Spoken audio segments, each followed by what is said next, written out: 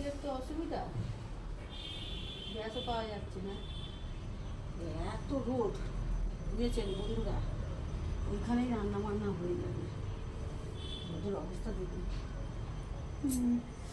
বুঝেছিস, ওইখানেই রান্না হয়ে যাবে, চাটু রেখে সব কিছু হয়ে যাবে কড়াতে।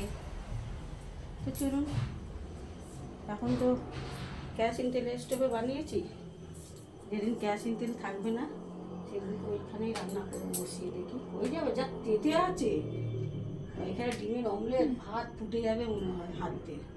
তো চলুন আজকে লাঞ্চ মেনুটা আপনাদের সাথে শেয়ার করে নিই, যখন হবে হবে, আজকে তো আগে এটা শেয়ার করে নিই।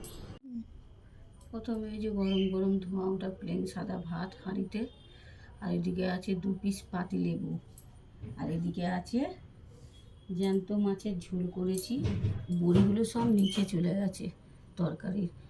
বড়ি দিয়ে, পোনা মাছ দিয়ে, বরবটি দিয়ে, পটল দিয়ে, পেঁপে দিয়ে, আলু দিয়ে, আদা জিরে বাটা দিয়ে, কাঁচা লঙ্কা চিড়ে দিয়েছি, গোলমরিচের গুঁড়ো দিয়েছি, নুন হলুদ আর সর্ষের তেলে বানিয়েছি, 3খানা টমেটো দিয়েছি।